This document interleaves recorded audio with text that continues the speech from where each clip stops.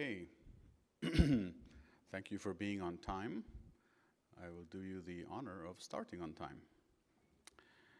My name is Asaf Baltov. I work for the Wikimedia Foundation at the Community Development Team. And this talk will offer you recipes for 3 zero-budget programs you could start tomorrow. Tomorrow, on the plane, on the way back. Okay, maybe 2 days from now. But the point is, you really could just do it. These are programs that any of you, no matter how small your community may be, no matter whether you live in the capital city or not, these are programs all of you can do. So I'll say a few words in general, and then I'll offer 3 specific recipes for programs that you could start. So who needs zero-budget programs?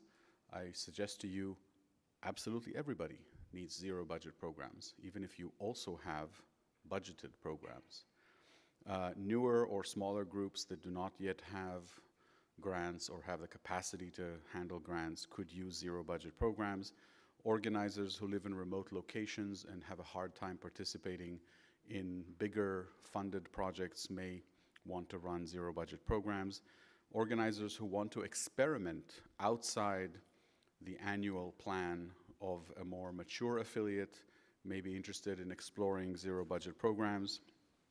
Minors who cannot legally deal with funds may be interested in zero-budget programs. In short, everyone could benefit from it, even if you already have a chapter with staff and an annual budget, etc.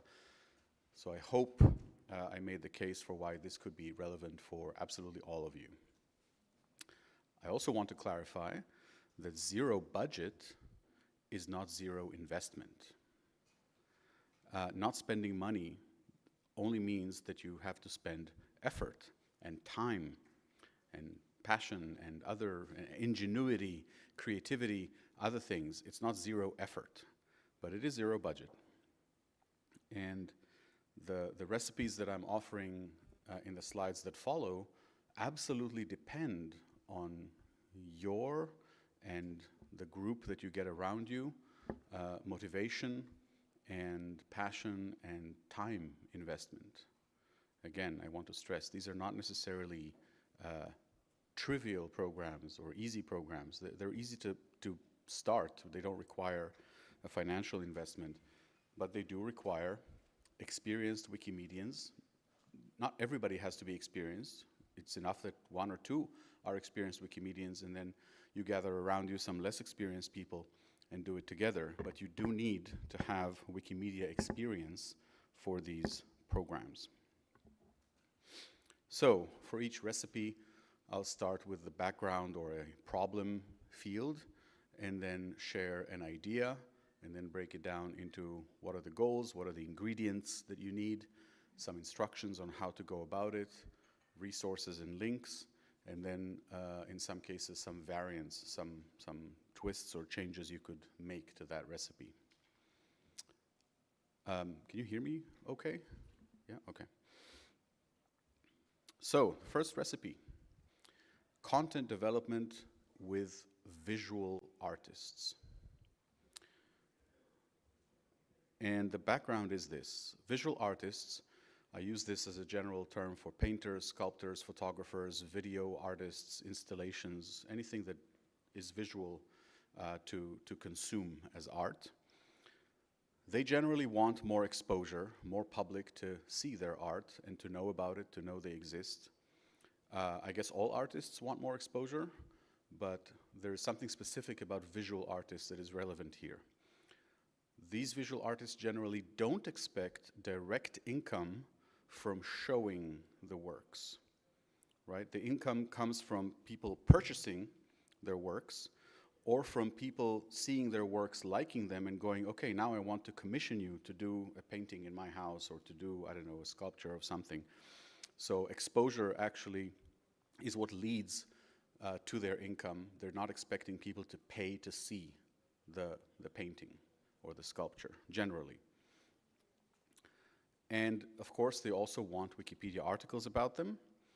And here's the crucial bit. Visual artists generally keep a portfolio, usually pretty tidy, of every exhibition they participated in, every review that was written about their works. And they do this not because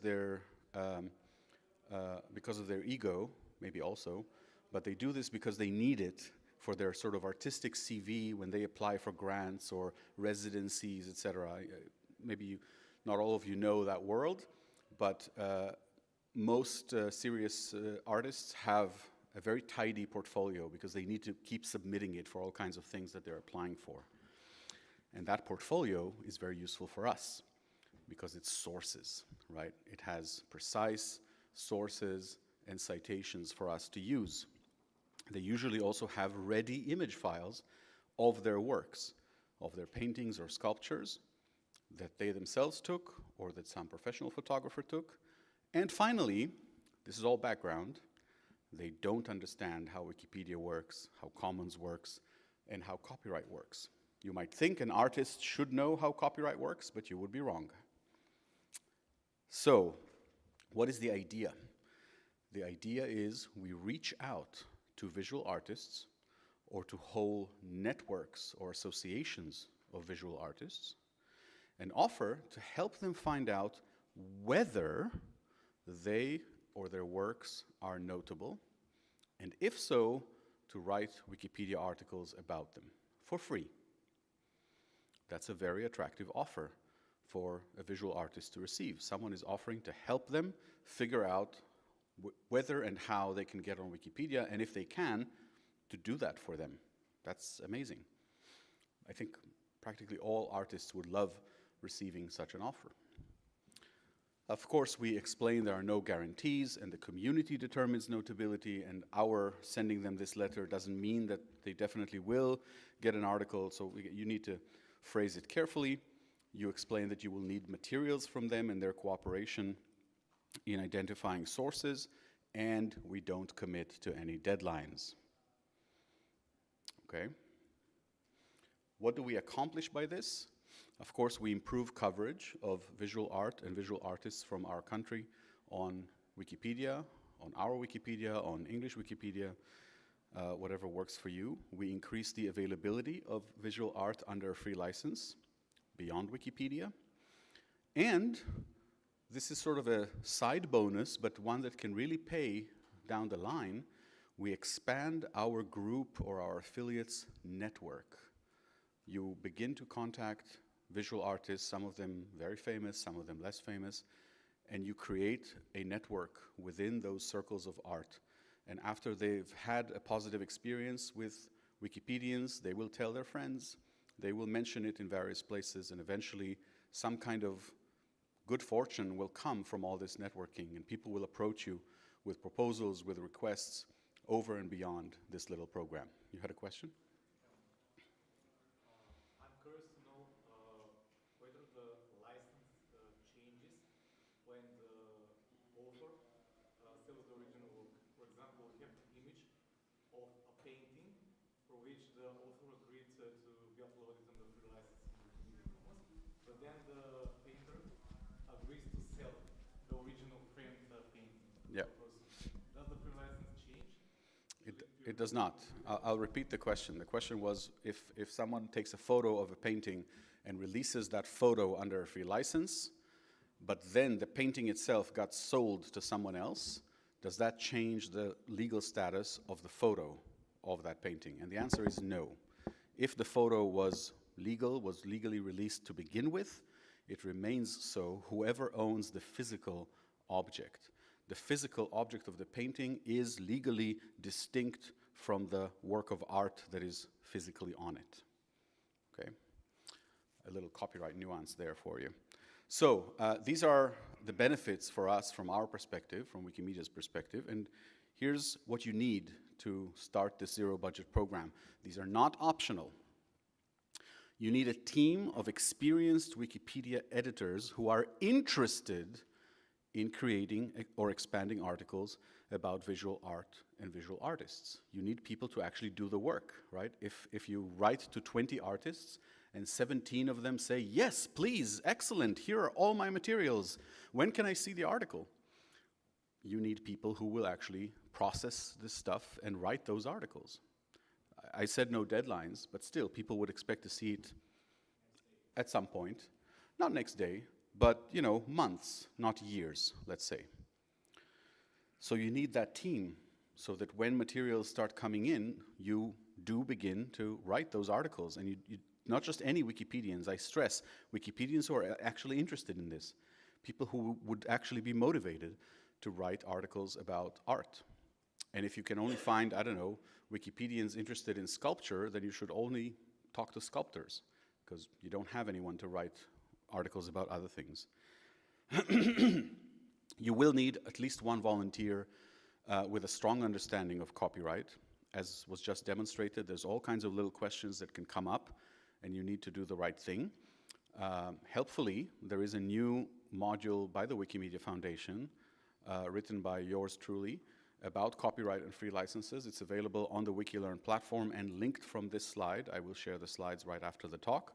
So you can click there and take this online learning module on copyright and free licenses if you don't feel you're quite solid on that. And you will need time, and you will need patience. Do you know why you'll need patience? Because it may not yield the results at first. Yes, and? Because you will make mistakes. Yes, and crucially, They don't respond right away. because you will be dealing with humans. Dealing with humans requires patience. If you've never tried it, take my word for it. Dealing with humans requires patience. So, you know, this is going outside the wiki, dealing with artists, with artist egos, with artist agendas. You know, maybe some of them will be super excited and polite and say, yes, please, and here's my CV, and here are my materials. Let me know when it's ready. And others will be like, okay, I sent you the materials. Where's the article? You said yesterday. And, you know, some people will be a little obnoxious. That's to be expected. That's why you need patience. So, sorry, yes. Take the microphone. As an editor, I'm sorry. I have a concern as an editor. If I go to the groups and I tell them I will write about their work or themselves, the community of editors might claim me that you have a conflict of interest, you have contacted them, it's original search. I mean, they will delete it. They will find every reason to delete it. It's this kind of hostility it creates. Okay. I think the community would be wrong if they say that. It's not a conflict of interest to approach an artist and ask them if they would like to share materials and see whether they are notable. You are not guaranteeing them an article. You are bringing those materials to whatever process your community has for establishing notability. I understand that the reception of such an idea may be a little hostile in your community, so maybe this idea is not good for your community, but I would suggest at least trying. If you like the idea, you could bring it up for discussion.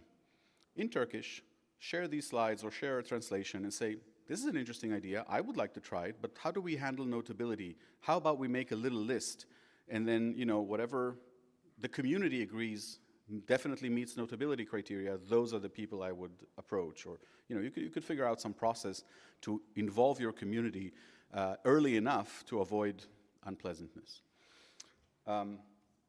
So yeah, how do you go about this? You draft a letter that explains the offer, and I have written an example for you, linked from the resources. And that letter invites the recipient, the artist, to send all the relevant documentation and sources and citations and everything. You send it to a group of artists, make the group a manageable size, so that if about, I don't know, 70% at least will probably say yes, because like I said, it's something they should want and there's no downside. You need to be ready to handle that load, like I said, within months, not years. And then with each respondent, with each person who takes you up on that and says, yes, I'm interested, or asks questions, what does it involve, you need to assess whether these people are notable according to the documents that they have provided. right? Have they had solo exhibitions? Have they won prizes? You know, whatever the notability criterion is on your wiki for visual artists. And if they are definitely notable, you can inform them and say, yes, you are notable, there can be an article about you, and let's set expectations about how soon we can do it, and here's some missing materials, or you say you won this prize, I'm going to need a source for that. You know, help them figure out what is missing still from the dossier that they sent you. If they're definitely not notable, you should inform them of that and explain why. Like say, well, I don't know, our notability criteria say that only an artist who has had one solo exhibition is notable, for example, if that is the case, right? You can explain to them that and, you know, and say, once you do have a solo exhibition, you will become notable. And that's it, that's the end of the communication with that artist. And if they're probably notable, but there's not enough documentation, you need to follow up with them and explain to them what is the gap, what documentation you still need from them to establish notability. And again, we need to be open about this. We need to say right from the get-go, I'm not sure we can have a Wikipedia article about you. We need to see sources and documentation to assess this, like involve them in the process. And then with each respondent who is definitely notable, you've established that and you have the complete documentation, you create or expand the Wikipedia article about them with all the relevant sources. It is ideal to run drafts by the artists themselves so that they can correct things or suggest changes, or maybe you misinterpreted something in their documentation, but avoid creating the impression that they can dictate what the article says. In particular, don't expect them to have an NPOV, neutral point of view, view of themselves. Don't expect them to be able to phrase sentences about themselves neutrally. That's where you come in with your Wikimedia experience. Then you can upload to Commons any images that they have released under a free license, they or the people who took the photos of their works, right? You need to follow the VRT procedure. If you don't know what VRT is, it's the Volunteer Response Team. It's how we collect permissions from photographers who are not uploading their own photos. And there is a procedure for that. And then integrate those images in articles. After you've done all that, list that article and the Commons category that you created in this project's documentation page so that you can track progress and you can demonstrate impact. It's also useful to convince other people. You can show them we've already covered these artists, you know, and then that often helps people say yes. Sometimes people want to see, well, who else did this? You know, I don't want to be the first. So if you can show them these notable people have already collaborated with us, can help. And don't forget to thank the artist for their contributions and their permission and their cooperation, and encourage them to tell their colleagues about this experience, encourage them to follow your social media channels. Again, this is the networking part, right? You never know when something you post later about an unrelated project will really excite some artist that you have worked with in the past, and then they will share it in their circles or they will propose some collaboration. You never know. So here is the sample letter. Let's take a super quick look at that.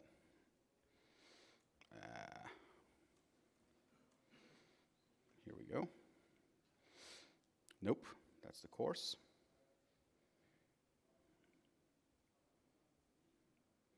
The template comes with these transitions. Okay, yeah. So it's on Meta, it's linked from the slides again. And basically the letter says, dear person, my name is so-and-so, and I volunteer with the Turkish Wikipedia. I write to let you know about a content creation project we are running focused on visual arts. We are interested in improving Wikipedia's coverage of visual arts and know there are many artists, works, and concepts we are still missing articles about, or about which we have incomplete or out-of-date articles. As part of this project, we would like to see whether an article can be created about you and or about your most notable works. We offer to do this as volunteers and are not asking for any remuneration. We enjoy creating and sharing free knowledge.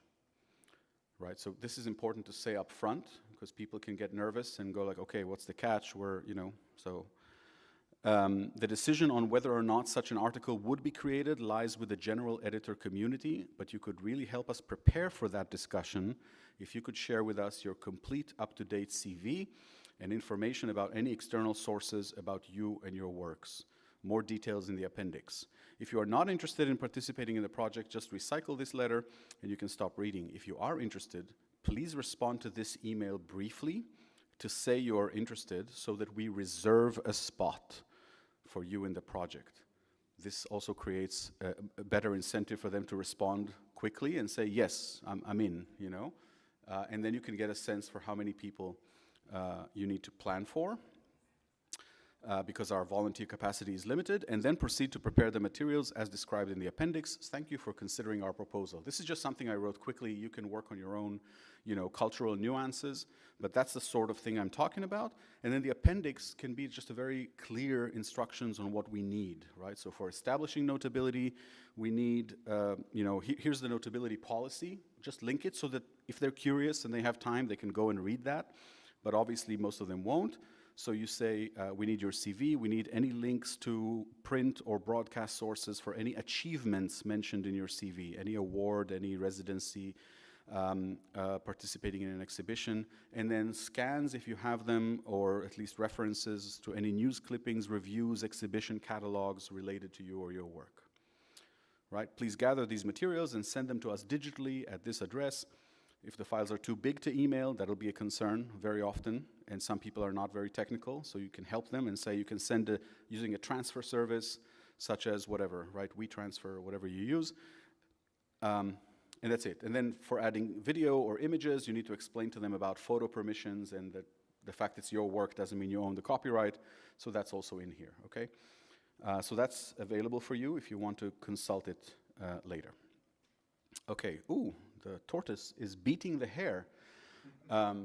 This is a little Greek feature for you. Many years ago, not too far away on the other side of the Aegean, there lived a guy named Aesopus who wrote fables. And one of the famous ones is about the tortoise and the hare. And the hare should win, right, by rights. But the tortoise is now ahead, so I will step it up. Now, a variant is instead of contacting each artist individually, you could write to, if there is such a thing in your country, the Association of Sculptors, right? Or the national whatever, the national something, network of, or maybe it's an art movement or art collective. The point is you can aggregate the effort, write to that network with a slightly different letter that explains the program and then asks them to relay this letter or this request to all their membership. Or maybe not all their membership, depending on your capacity. Yes? Microphone? Do we have a microphone? So I just wanted to briefly comment on the variant we have. Thanks. So we have something similar, quite similar in Serbia, but there are differences. So it's led by one person, and it's a part of his long-standing paid project, so non-zero budget project, but this part is zero budget. So he goes around Serbia and photographs things, contacts local cultural institutions, etc., and identifies local visual artists, and then writes about them and follows this recipe roughly. The difference is there's no affiliate networking because he's doing that sort of on his own, even though it's under our purview, but there's not that. And also the notability algorithm is quite shortened because he's the one who sort of determines, oh yeah, these are notable. I don't need to go through all that shebang. You know, right. I can just determine that they're notable and go with it. So I think that might be, depending on the like the experience and the certainty of the person or team, might be maybe a skippable part to determine notability if they're quite certain that they are notable. Yeah, thank you. And also in Estonia, I've been dealing with similar thing for many years, and in there I usually actually work with some museums, so it's easier to get like high quality photographs of the artworks, and it's also easier because in there like I'm mainly really targeting the very notable artists, and also sometimes occasionally also some upcoming artists. Yeah. One of them is very interested in the art, other one is just the thing that actually people will see and want to find information about. Yeah. Yeah, that would already be in the sort of glam side of things. This is not involving a cultural institution. It's why this program is actually simpler. Okay, and then another variant is, as long as you're talking to this artist, thank you for this idea, Philip, I put it in last minute. You could also ask people to record them pronouncing their own name. Just a tiny thing, everybody can do it now with the phone or whatever, you know, just send you a recording of them saying, hi, my name is Asaf Baltov, that's it, you know, and you could put this on Wikidata and link it, and it's incredibly useful, especially when people from outside your culture are trying to figure out how to say this person's name, right? So that's a nice thing you can do while you're at it. Okay, so that's the first recipe. I went into some detail on that recipe. I'm going to go into less detail on these. So the second recipe, zero budget program you can do without getting off your chair, is documenting your government on Wikidata. So these days, a lot of government entities, ministries, parliament, the court system, have contact channels. They have email addresses, they have a web presence, sometimes they have Twitter handle, sorry, X, whatever, handles, Facebook, Instagram, I don't know, all kinds of social media channels, all kinds of, and you know, different departments within the ministry can have different email addresses, and if you write to the wrong one, you will not receive a response. So it's actually difficult for people to always find the right contact point for their own government, depending on how much the government invests in digital accessibility. And this has real civic impact, right? People are unempowered and less able to contact the government and to ensure accountability, because it's too much of a hassle to even find how to get to the government function that you need. So this is the problem, and the solution is an existing project called GovDirectory. Maybe some of you have heard it. It's a Wikidata project started by Swedes. Jan Ainali started it, and it lives in govdirectory.org, but also on Wikidata. And the idea is to systematically and methodically collect and document all these government contact points in a searchable and queryable way on Wikidata. And you could also involve public access activists who are not Wikimedians, but who deeply care about this point of public access to government services, and get them to collaborate with you on this. And ideally, in some cases, even government staff themselves might see the value here and collaborate with you. So that's the idea. If you don't know the project, have never seen it, this is a screenshot of the page about Ukraine. And you can see that it has some basic information, the head of state, the head of government, and then a whole list of government agencies. In this case, in the first screenful, you can only see the oblasts, that's the provinces of Ukraine. So the local government, like state governments, right, of parts of Ukraine. But if you click on one of them, and you can see that, you know, some of them have more platforms and some of them less, right? I don't know, Chernivtsi Oblast does Facebook and web, but not Instagram, and I don't know what the other thing is. And if you click one of these particular agencies or bodies, like the Ministry of Foreign Affairs, you have a phone number, you have a website, you have all of their different platforms. Maybe you can't see from out there, but it says Instagram, Facebook, YouTube, Telegram, LinkedIn. Maybe you're looking for a job with the government. So it's just a really tidy way of getting all those contacts to you. Yes, you had a question. Librarian here. Part of our curriculum is learning how to catalog authorities. So could a program like it, or a version of it accessible to students of the school, be a practical way to get people into the actual work of cataloging authorities instead of just doing exercises in class? I'm sorry, I'm not sure I understood the question. You're asking how to get students to do this data entry? I'm asking if we gave students, people that are learning to catalog, that tool. Oh yeah, perfect, yeah. It's not too hard, it's not... No, it's super easy. It's super easy. Literally just, you need to do a few searches, you know, so you search so nobody else would have to, right? Once you have found the Ministry of Foreign Affairs, I don't know, email address for complaints, you document it on Wikidata. The data entry is quite easy and quite teachable. Yes, I agree. It's a perfect program to teach students and other non-Wikimedians as a way to do real public service really easily. Yes, Andrei.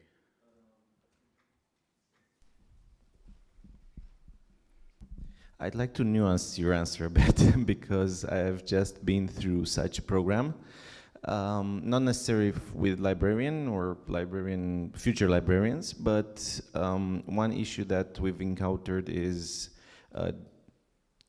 the quality of the work, basically. Eventually, the coordinating professor decided to use Excel just because there was less of a chance of a mistake, and then the import was done automatically into Wikidata, which I guess touched on the training part, but it also gave other people a lot more work. And I also have a question, a separate question. These are all interesting programs, and I've done a couple with another organization without Wikimedia affiliation, but we struggled to find a good use. Like they wanted to do this for cities in Romania because somebody in their organization needed a database, but we couldn't find other people interested in this database. So when you say that, you know, it's very useful. What exactly do you mean? Who would be interested in this kind of data? That's a fair question. To your first comment, yes, I think a lot depends on the quality of training, and you know, maybe you do the training and you realize that people didn't quite get it and are going to make a lot of mistakes, and you should not go ahead. You know, you should either spend more time training or indeed let them work in a separate Excel sheet, and then someone more competent would feed it into Wikidata. Yeah, you need to assess whether the people you are training can do that work. To your second question, that's a good question. I think it's fair that many times we curate such things, but then the question is discoverability, right? How would people even know that we've created this resource for them? And my answer is try to integrate it into as many places where people go anyway as you can. For example, libraries, right? Make sure that every municipal library even knows about Gov directory once you've documented Romania very well there. Make sure that every Romanian library, when they encounter citizens who are trying to do something, and they do, as far as I know, a lot of times municipal libraries deal with all kinds of citizens who have reference questions that are actually about the real world, not about, you know, books. And they say, I need to file for, I don't know, disability, but I don't know how to do it, and I couldn't find the phone number and something. If every librarian knows about this directory, that's a big step towards making sure people discover it. That's just one example, but there could be others. Cities themselves could proudly say, we are listed on the government directory, or you can find all of our, you know, different departments right here. And surprisingly, or maybe not, a lot of these government agencies, courts, municipalities, districts, etc., actually have a hard time doing IT things, right? Their IT departments are overworked, understaffed, under-budgeted, or they belong to a different organization, so that if the city or the province or the court wants to update something, you know, they have to ask a favor from some person, and it doesn't happen. And that's how a lot of these sites that do at some point provide timely information fall out of date. And then it's too much of a hassle to update, nobody remembers the password, whatever, right? So that's a service we can actually give to a lot of agencies that are struggling with the IT burden of providing information. Okay, so just in numbers, it's already covering 35 countries, 12,000 organizations, and 30,000 different contact points around the world, and most of the world is, of course, not covered yet. Coverage of CEE region is fairly low so far, so I encourage you to take a look, see if that's something you or your colleagues back home might be interested in contributing in. Again, zero budget, you just need to do a whole bunch of searching and then feed whatever social media, emails, phones you find in there. Yes? Yeah, thank you. Just a brief one. So basically it's about mapping contacts. Yes, contact information. Contact points, yeah. And then this was interesting what you mentioned. It would help people to get to some apartment, but is there an option to then fill also in for what kind of info you go to each apartment, or are you just filling in the names of departments? This is based on Wikidata, so it's all structured data. It just says there exists this agency and it has these contact points on Facebook, on Instagram, etc.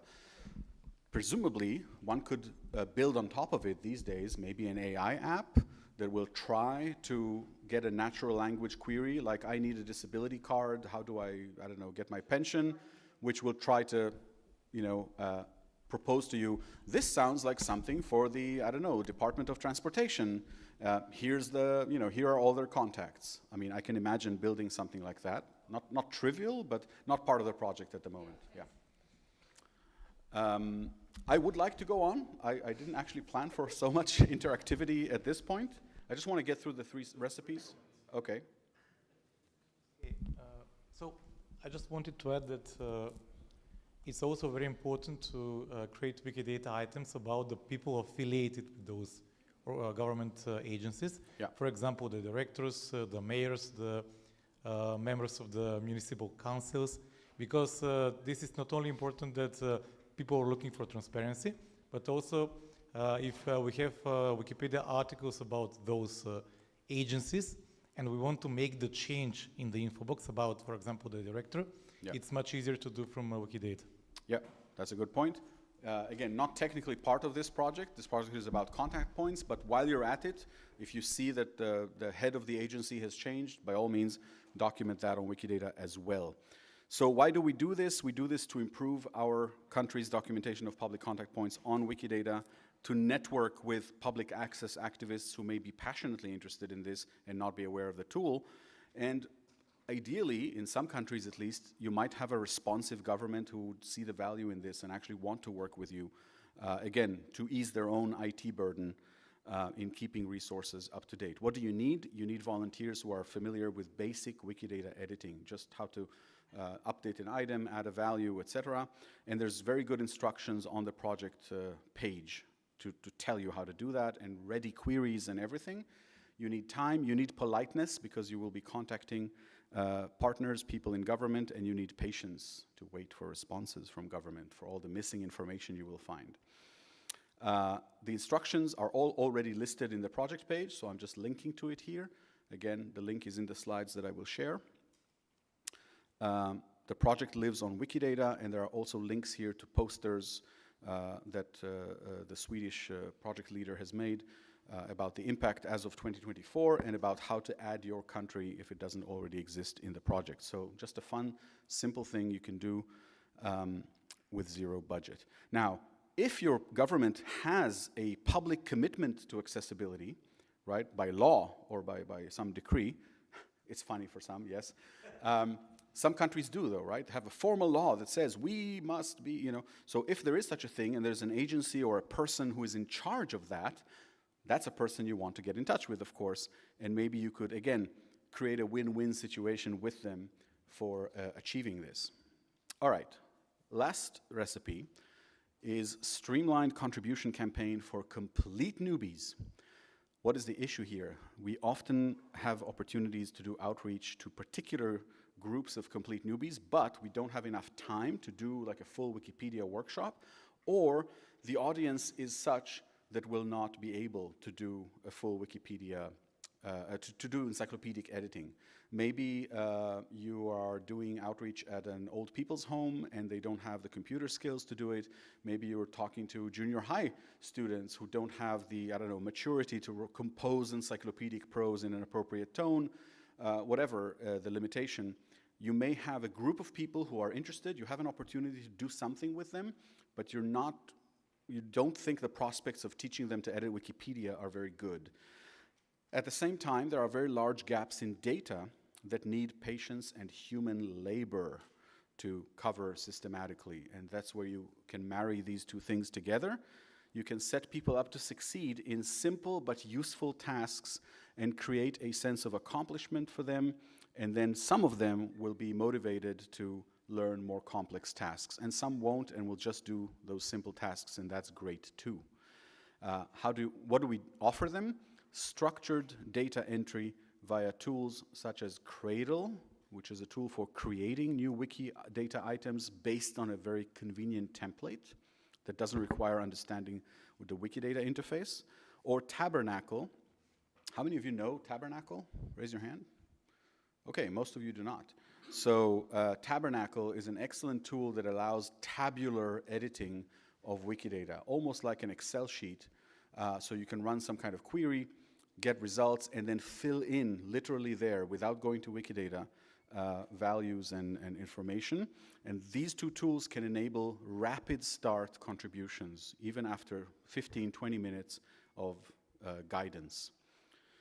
What does this give us? It helps us close content gaps, and it retains some fraction of those people as active contributors. How do we do this? Well, ideally we would pick a data set that is missing or incomplete on Wikidata, and there's tons of those. For example, a list of winners of the Gold Dagger Award for crime fiction. There is such a thing, okay? It's a minor award that is given by the Crime Writers Association, and it has been given for, 30 years now. There's a whole bunch of people who won it, most of them not mentioned, not documented on Wikidata, okay? You could find the website for this prize, the list of people who won it, and make sure that it is mentioned in Wikidata for those people with the source of that page. A list of commanders of whatever regiment in whatever army by year. Again, these kinds of lists, most wikis have kind of coverage of the military, at least the local military, that is up to date, but they often can't tell you who the commander was in 1986, even though that information is generally available, right? So these are just two quick examples of all kinds of lists of things that just need to be systematically put into Wikidata and could be using these tools. Then you prepare, in advance, you prepare a template for this data entry that you would like people to do, using Cradle if it's new items, or Tabernacle if it's existing items.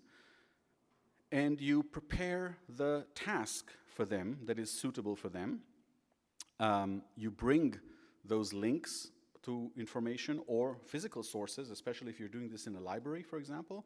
You could just pick a nice big book like, Encyclopedic Dictionary of 19th Century Painters, right? And look at which local painters are not yet covered on Wikipedia. You have the source right there in the library. You sit people down and have them just create Wikidata entities, right? That's easy. That's not whole articles, just a basis. And then later, of course, you can engage Wikipedians to build that out. You need to teach people just enough to do the task in front of this tool. You don't have to show them Wikidata even, or maybe show them just to inspire them of what it can do, but then show them the tool that you want them to put data into. And at the end of the session, you can gauge interest and register people who may want to learn more, to attend a longer training. Maybe you can send them recorded trainings, et cetera, et cetera. So here are some examples that I want to share with you to make it a little more concrete, especially for those of you who have never used these transitions, who have never used these tools.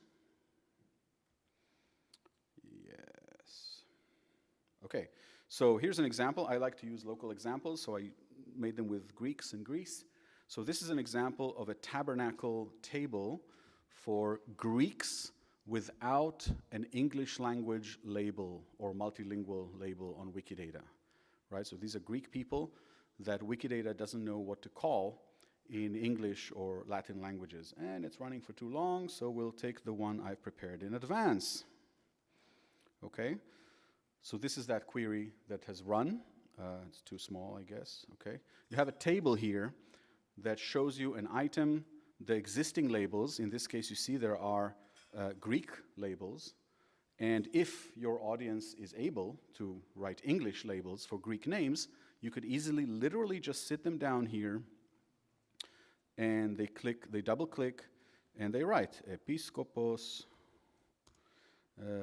Vartholomaios, right?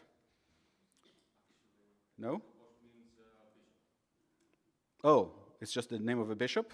Okay, so in English it would probably just be Vartholomaios, right? Thank you for that. But isn't Episkopos also possibly a first name? No. No? Okay. All right. So yeah, it helps if you actually are Greek when you do this, but anyway, but I'm showing you how easy it is, right? I just type the name, I press enter, it changes color for a second as it's doing the query, and that's it. It updated Wikidata on my behalf. I didn't have to deal with a confusing Wikidata interface, and I can move on. And there's no description here, right? I should probably add a description, like Greek bishop, aliases, date of birth, VFID. And by the way, you can customize this if you don't know this tool. You can pick which columns appear here. Date of birth, date of death, occupation, languages spoken. I think I prepared an example with this. Yes. So this is an example of people who were born, died, or lived in Thessaloniki. As you can see, one of them is Ataturk. Spent some time in Thessaloniki at some point. So all of the people who ever had anything to do with the city according to Wikidata are listed here. St. Paul, and a few actually more recent people as well. And for each of these, I have picked a whole bunch of columns. And again, depending on the situation I'm in, maybe I'm in a position to add some information here.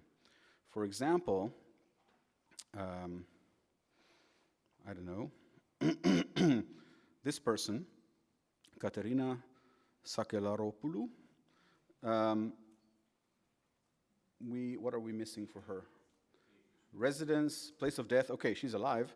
VFID, occupations, looks like we're not missing much about her. But if we were, this is again a very easy thing. I just click on the occupation thing and I say writer, politician, whatever it is, things I know, things I have access to. It's a really easy thing to put people in front of and have them start editing. Of course, they need to be logged in, they need to have a user, etc. And as Andrei cautioned us, you need to make sure that you did give reasonable instruction, not just to write off the top of your head, to be sure about what you're doing, etc., etc. But that's a quick example of what that tool looks like. And again, these are example queries. They're linked from here. You can change them to your country, your language, your places. And other examples of sources that can be fed into Wikidata. There is the Greece State Literary Awards page. That's a web page that lists who got the awards. As far as I can tell, it's not on Wikidata yet, so you could do that. There's something called the Deste Prize. I'm not sure what it's about, but it's a Greek prize that can be, we can make sure has been fed into Wikidata. And there are templates on Cradle. If you don't know the Cradle tool, this is what it looks like.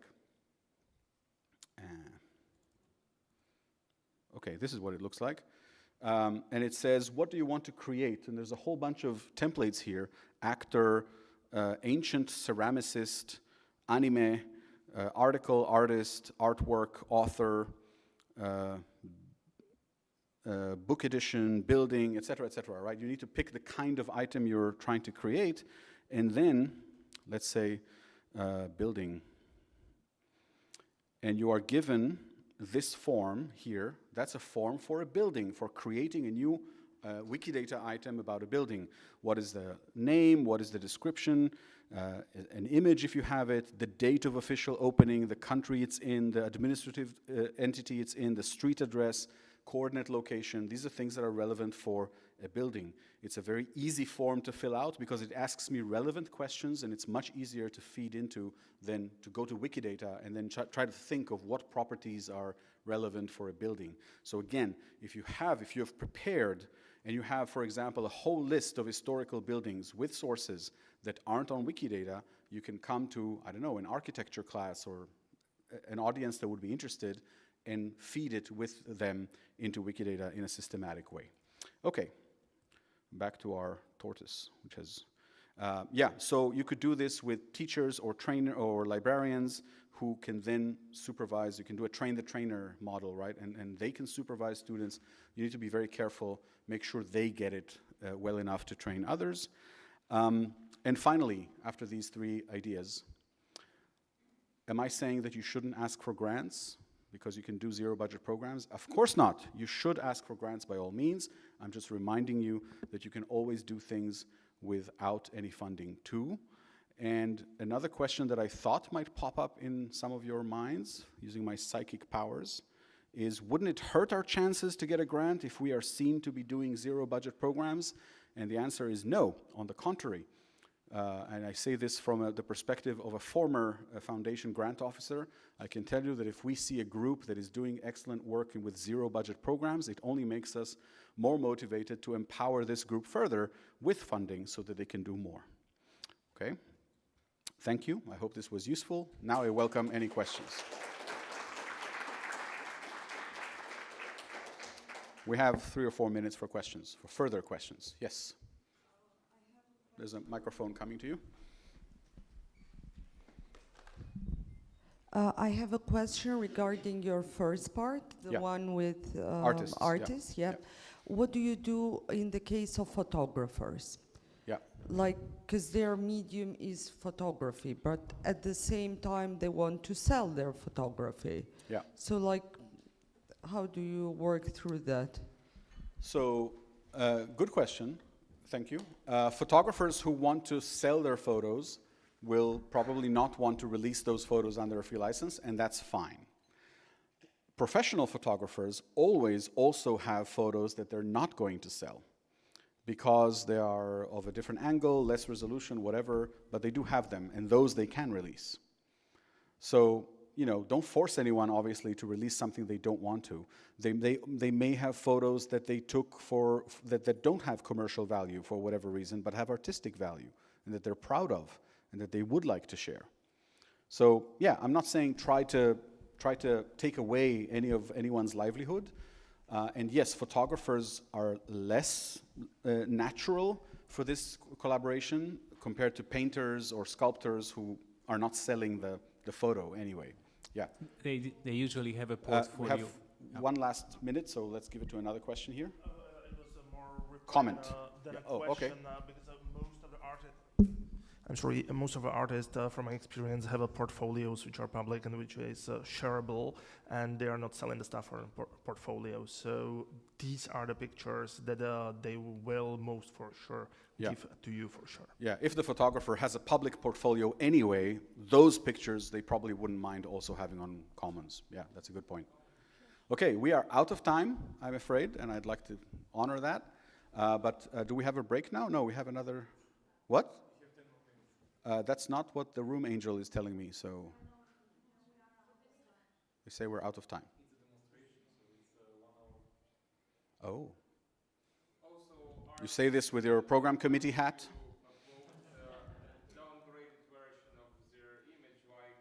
Yeah, lower resolution. Yeah, a lower resolution. So who's the next speaker? I don't want to take up your time, but I'm told. Okay, so we have okay, so a couple more questions I can take. You wanted to say something more? Yeah. Again, with the photographers. Yeah. What about photographers who do analog photography? Like, can I take a picture of their analog photo that it's like on film and then upload it? And that will be like okay with the copyright, and No, then they own the copyright for the film that they took. And if they don't give you permission, you cannot just scan it.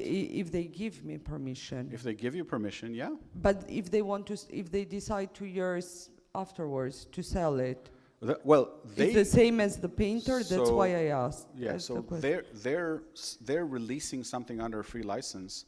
Does not change the fact they are the copyright owner, and it does not change their right to do whatever they like with it, including sell it. They can sell it. It's also available for free, so you might ask, well, why would anyone buy it? But they might sell it. There are some organizations that don't feel comfortable using free license materials and would prefer to pay something to the photographer to be sure that they are covered legally or whatever, and they would want to pay that photographer. Maybe someone wants the physical film, if it's physical film. You said it's physical film? Yeah. Yeah, analog photography. Yeah. So if someone wants to buy the negatives or something, great. The photographer does not relinquish their right to sell their property, but on the other hand, they cannot take back the free license. So if they did give permission and it's now on Commons, and then 2 years later they say, oh, I would actually like to sell it exclusively to this person, and this person demands that as part of the sale I remove it from Commons, no, it's not going to be removed. Yes. Aranit from Albanian Language User Group. Glad to see Gov Directory there. We already have it in the annual plan. But do you see a combination of Gov Directory and Tabernacle and Cradle? Oh, absolutely, yeah. Yeah, absolutely. You can run one of the Gov directory queries. If you look at that project page, you will see they have all kinds of ready queries, like all the government agencies for country X, or all the government agencies missing an email address, right? All kinds of maintenance queries. And then you can run that query, put it in Tabernacle, put the query in Tabernacle, and then fill out those email addresses very conveniently. Yeah, absolutely. Can be combined. Yes, Ivo. Maybe also like as a scene that this photography thing was a bit interesting. I mean, back in 2008, I also tried to do the same thing with a lot of photographers in Estonia, as I kind of needed some fancy photographs to put up in the front page of Estonian Wikipedia. And this is something that's definitely very like complicated, but in this case, like compared to, let's say, artists, what is the potential outcome also is out of those photographers I contacted back then, one of them actually later has been himself adding images to Commons because he was like, okay, actually that's kind of fine thing to do. And by now he has added something like 10,000 images. Wow. Yeah. So those things can also have some benefits. I mean, it's definitely way more like complicated because again, this is their livelihood, but especially you can also think about some photographers who are maybe already retired. For them, something like this could be just a way to showcase their live works. Yeah. I think we saw in, was it the Turkic Wiki conference? There was this photographer, non-Turkish photographer who has been traveling all over Turkey for many years and has shared thousands of photographs on Commons just as a hobby. Yeah, he's not looking to make money out of it. Yeah, so thank you very much. I'm available for further questions. I'm going to share the slides on Telegram right now, and feel free to hit me up later for discussion. On to the next presenters.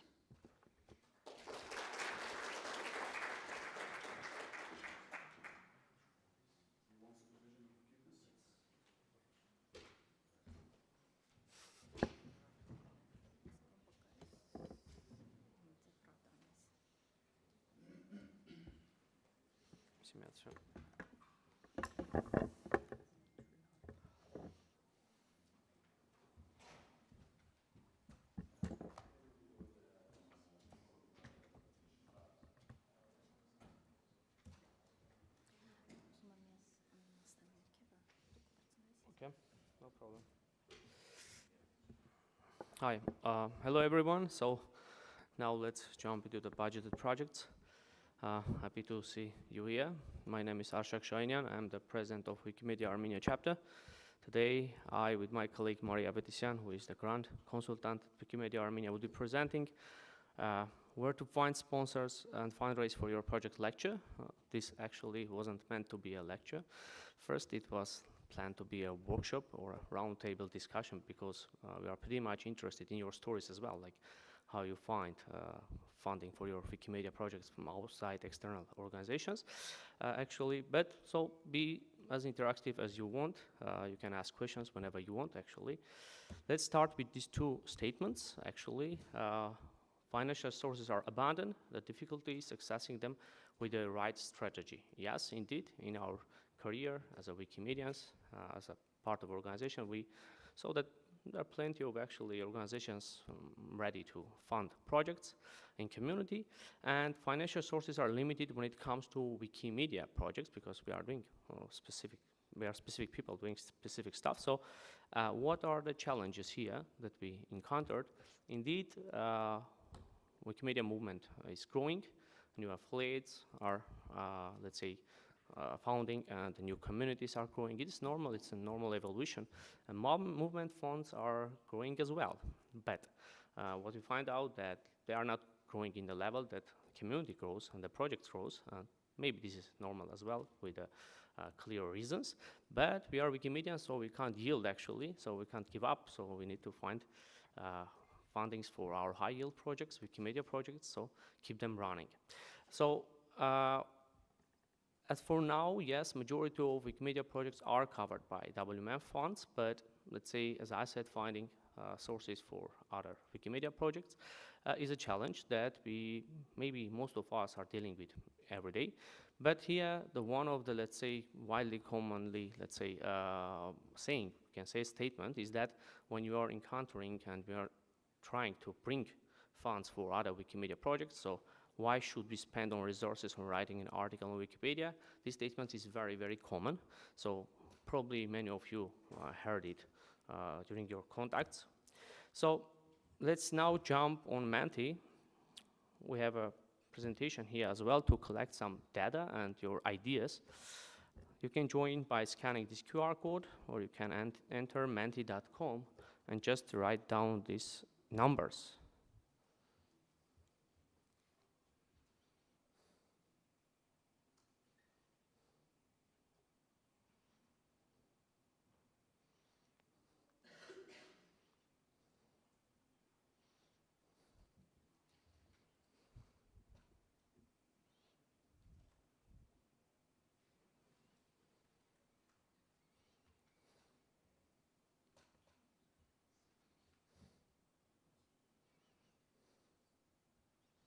Okay, great. So please just tell us, where are you from? Country, city, street. Country or affiliate?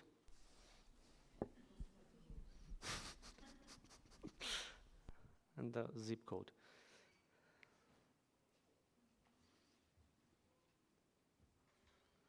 Actually, I tried to include here the world map where you can pin, but then find out that the countries less than 100,000 square kilometers are very difficult to pin. So that's why I ended up with this.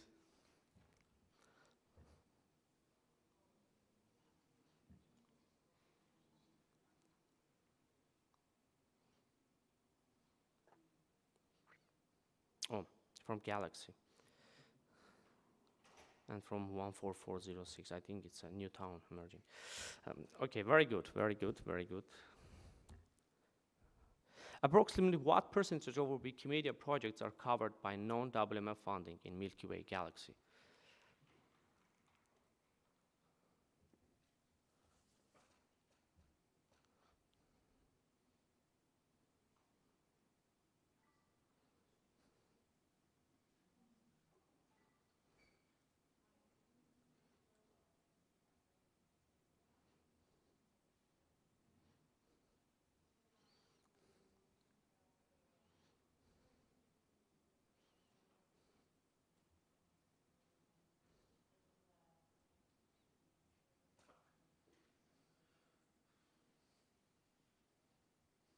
Perfect. As we thought first, actually, most of us are falling into category of 1 to 10%. Taking from my affiliates, we are in 25-35%, maybe, approximately. So the overall, our projects, 35% are covered by external funding sources. So the next question would be, from what kind of organization or entities have you ever received funding for Wikimedia projects?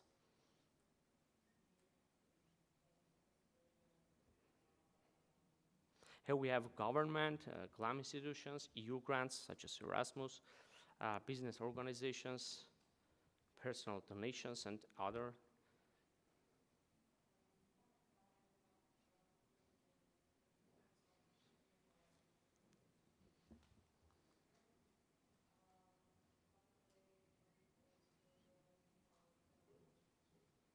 As for GLAM institutions, they usually receive grants from us, not members. Well, it depends, based on location. Look, 3 received from GLAM institutions, actually. Now I'm from government, so government here is the leader. Okay, yeah, we'll be talking about the government, let's say, funds, and like how to access it, what challenges there might be. We'll share our example as well. So thank you. And what are the challenges you faced with external fundings? Here you are just dragging the answers from strongly agree to strongly disagree. So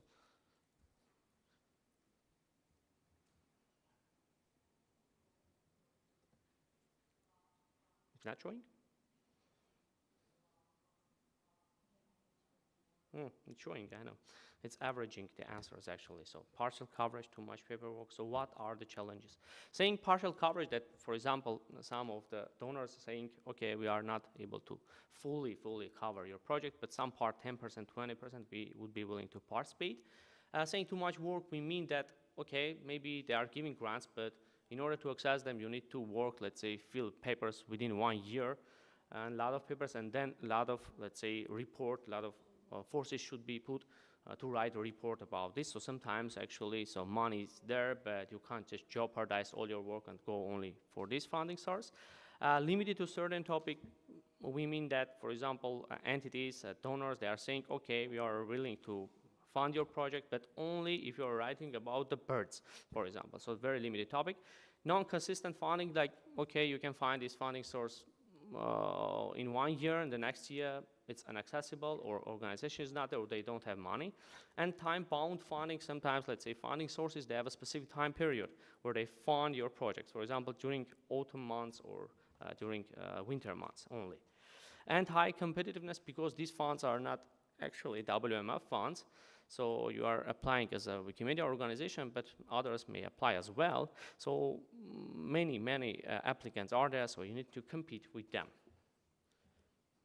Okay, so very good. What good examples of external funding do you have that you want to share with us? Either type your answers, or you can just grab a mic and tell us, like, good examples. Later on, we'll share our good examples, actually.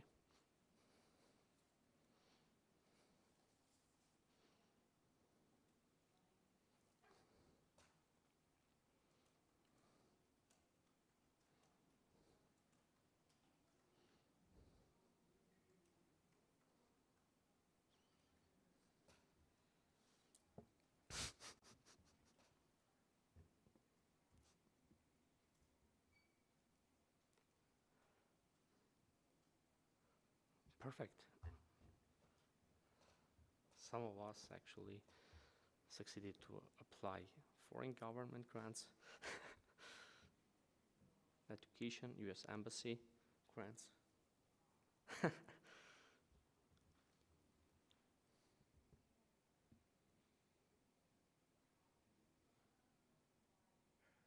Yeah, exactly. So strategy bound application.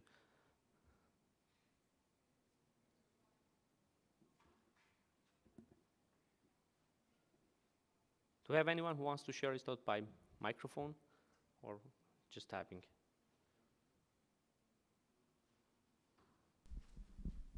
Okay. Yeah. So my misspelled contribution there is my first one. Contribution in kind, basically. So we do a lot of co-organizing, and so they are providing maybe food and the venue, and that all costs and should be counted as a contribution, I think, rather than counting just money, which I think we might be thinking here, I don't know. So that's really helpful. Perfect. Is it a stable, so let's say you can access this every time you want, or it's just one time, or you are constantly collaborating with people who are contributing in kind? Some are regular, like annual events that happen, and some we call them targets of opportunity. We're finding them as we go along. Thank you very much. So actually, when I'm looking to your answers, basically all are relevant to Wikimedia Armenia as well. So at some point in our career as an organization, we all knew only WMF. Of course, we try to, let's say, get, for example, US Embassy grants, like in-kind donations. We have sponsors, from foreign assistance, no, we didn't have chance. But let's talk about solutions that we had and how we, let's say, access to the other fundings that Mari will present. First, we try to categorize, actually, because some of the funding, as I said, organizations, they are funding only specific themes, topics, or strategic directions, as you wrote. So first, we categorize, okay, what type of project we do want to have. For example, based on writing articles on Wikipedia about what? About finances, about law, about women. So maybe we can find, let's say, donors who are interested in a certain topic. Second, corporate social responsibility. I don't know, maybe in your countries as well, there are organizations which, let's say, have a legal duty to fund some community-driven activities. So there's their obligation, so you can actually access them saying, okay, if you're obligated to fund some community-related activities, I'm doing community, let's say, related activities. We are writing, for example, articles about this area.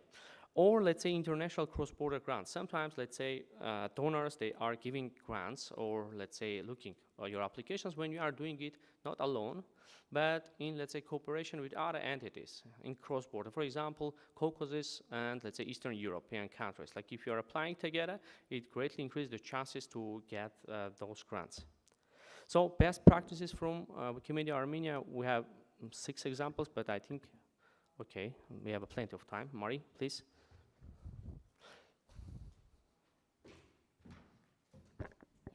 Hi everyone.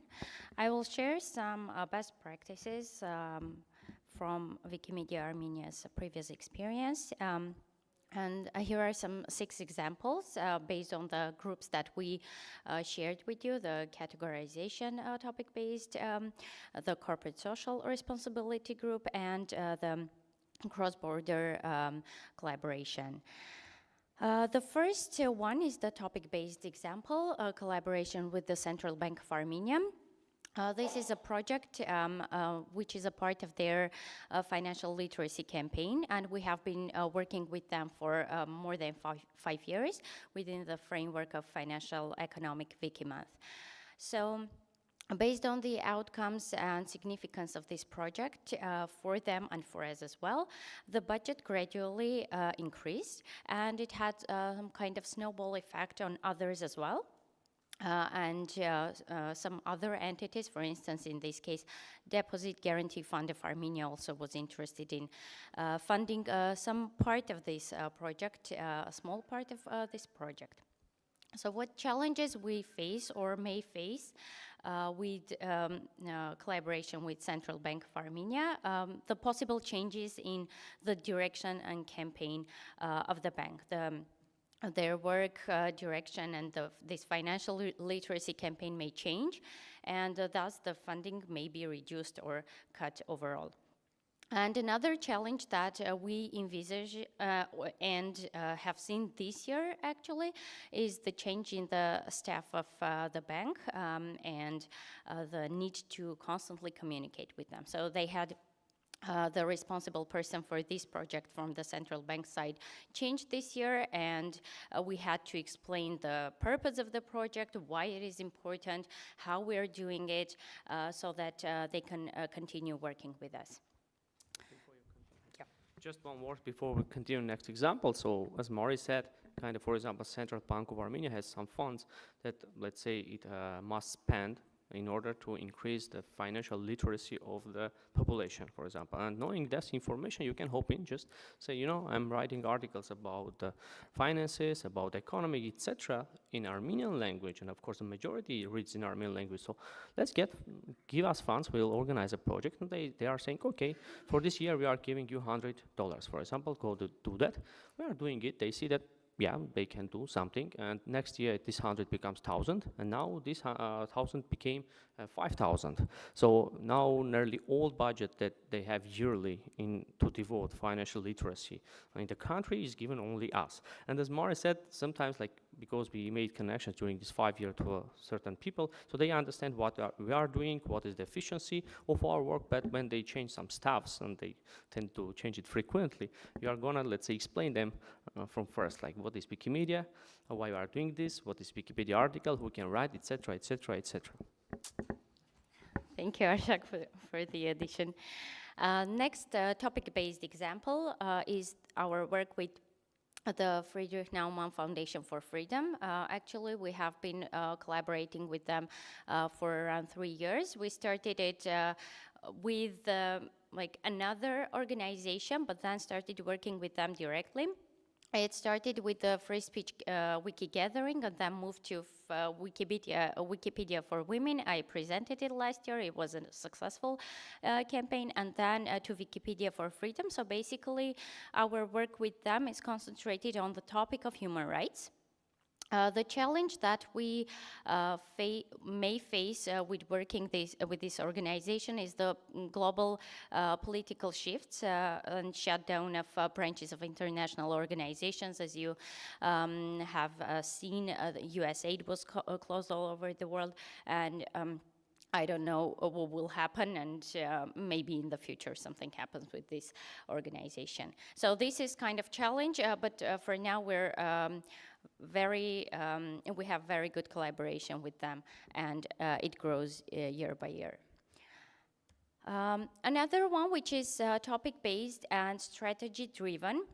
I have seen an answer from one of you saying that there was digitalization strategy. So in this case, there is also a strategy from the Internet Society NGO, which has which is concentrated on presence of the Armenian language on online platforms, and we started this wiki campaign on Armenian topics and the presence of the Armenian language on Wikipedia.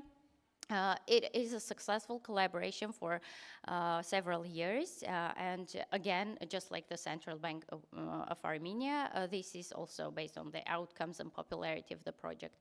The budget increased gradually.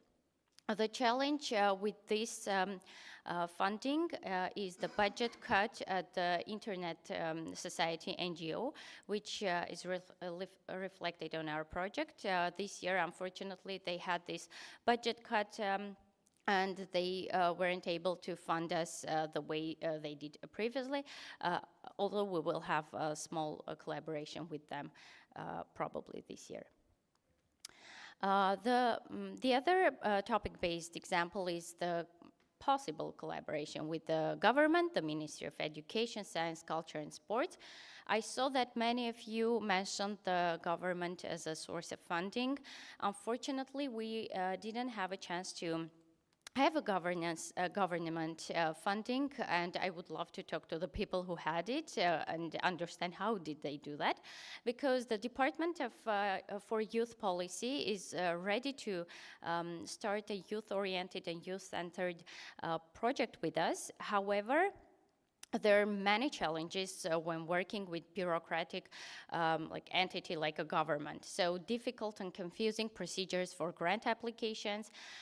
There is a great amount of paperwork and actual practical work compared to the amount of money they are suggesting and they are granting. And the lack of flexible approaches when we ask them, okay, we're an NGO, it would be good if you made it easier for us. This is the process, you have to go through it. Now an example from corporate social responsibility. So I would love to refer to corporate social responsibility article from Wikipedia so that any of you that doesn't know what it means, so it aims to contribute to societal goals through pro bono programs, community development, administering monetary grants to non-profit organizations for the public benefit. We have this collaboration with Zangezur copper and molybdenum combined. And as a part of their corporate social responsibility, they financed the opening of Kajaran Wiki Club, which is in the southernmost part of Armenia. And they are also financing some of Wiki Club members' participation in Wiki camps. So we have this good example of corporate social responsibility, and we hope that many more companies will be interested in collaborating with us within the frames of CSR. And the challenge that we see with this one may be global shifts in environmental policies and politics, and many mines are shutting down because of environmental issues, and I don't know, but maybe something happens with this combine and the funding is cut. But fortunately now everything is good. The Wiki Club is working, operating greatly, and their members are participating in our camps. And another one, which is not yet done from Wikimedia Armenia side, but we are working on it, is the collaborations, cross-border projects. Erasmus Plus actually, and these Erasmus Plus project grants are given opportunity to apply and have cross-border collaborative projects, and this is great because it it is very inclusive. Not only EU countries can apply for the grants, but also they can include non-EU countries like us. The challenges that we see with this one is the limited framework. Usually Erasmus grants have their priority programs, and they want you to align your project to their priorities so that they can fund. And the need to find partner organization that is that has relevant experience, or an individual that has previous Erasmus experience with projects. This is basically it from our side, what we have done with finding resources outside of WMF grants. And if you have questions, okay, I would like to ask Arshak to add something very interesting about our community and funding. Yeah, maybe first let's start from the questions. If you have any questions, we would be happy to answer. Philip?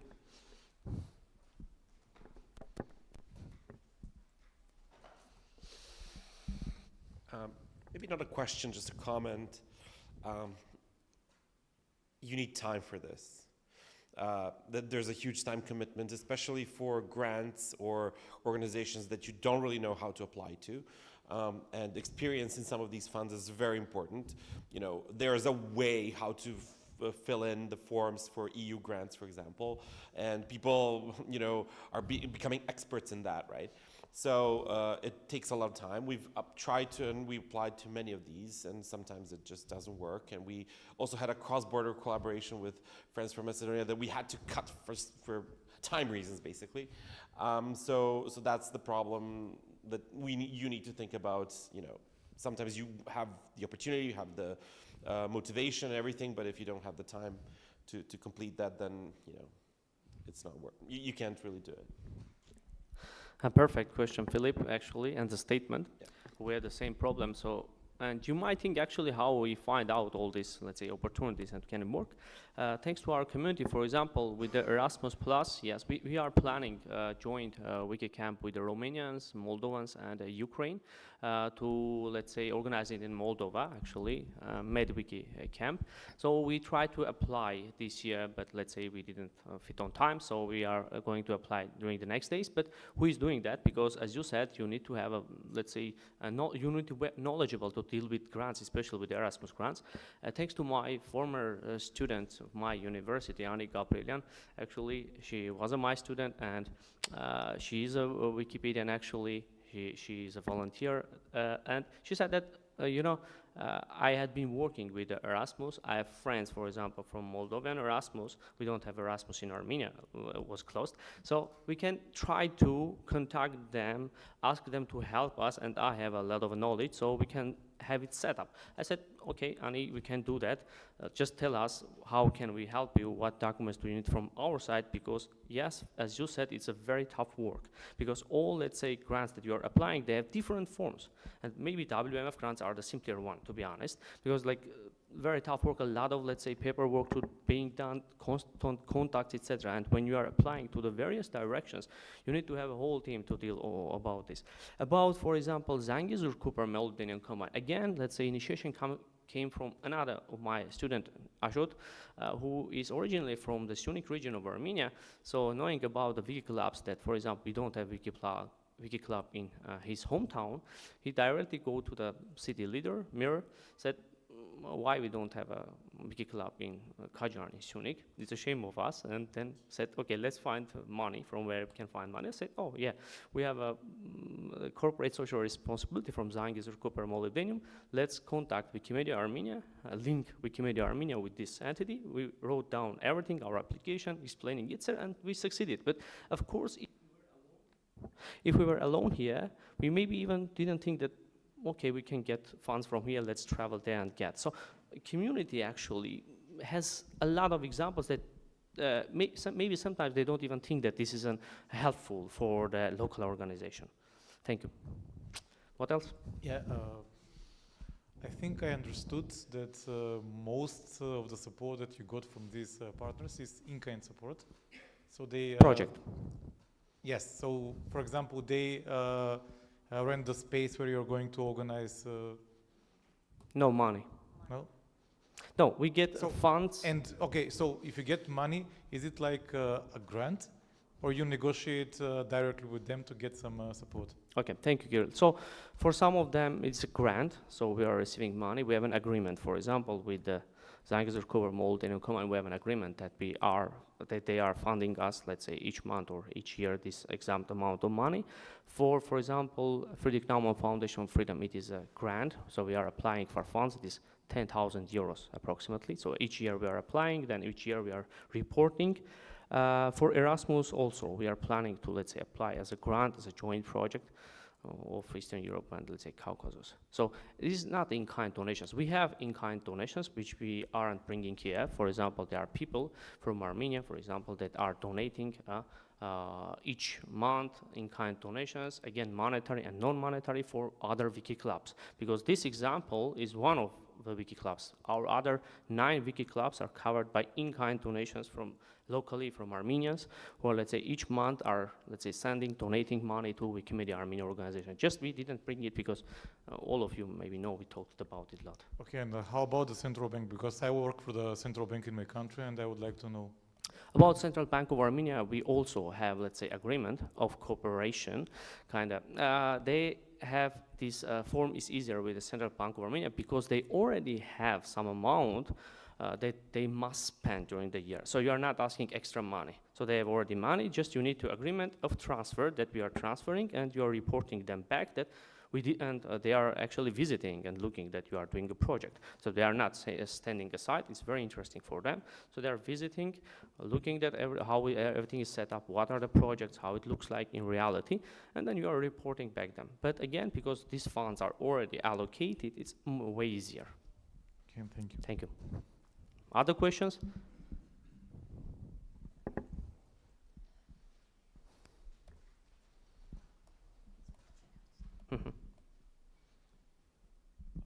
Actually, I also want to make a comment on 3 points. The first thing that we concluded kind of is that the administrative overhead is quite high, and for the smaller groups, we don't have that kind of capacity to put aside to work on these positions. And I see you have a grants officer, is that correct? Yeah, so in that context, you can dedicate a person to look at these things. So it's a chicken and egg problem. Do you dedicate staff to find this funding, or do you find the funding first and then have some money to put aside? And of course, we recognize that the know-how is extensive to deal with this kind of. You have to know I would say you have to know the local context. Definitely, it definitely changes from Armenia and from country to country. The context is very different. USID used to be like the common denominator. EU might be like that, but many of the other opportunities are very different, and priorities of funders differ from country to funders, from country to country, and you might not find yourselves in their goals in country X. So yeah, I think all of these have to be kind of realized before you get to the point where you are successful with some kind of funding. But my advice is to work with other organizations that do this in their normal work.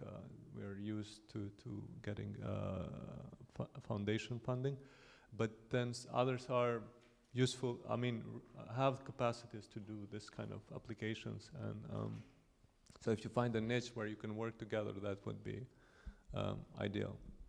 Okay, so personally, we have never received grant from USID, to be honest, unfortunately.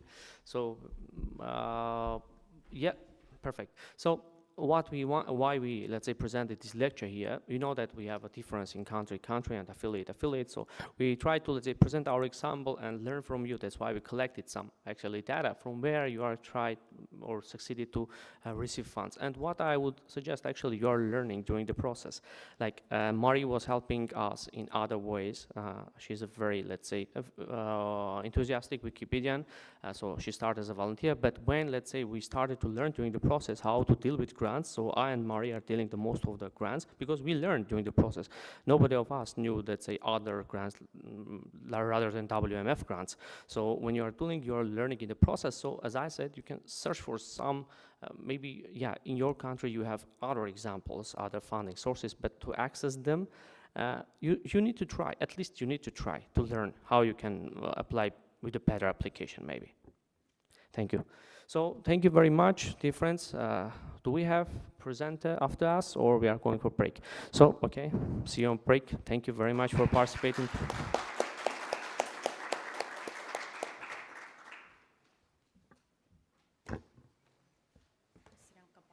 Yeah,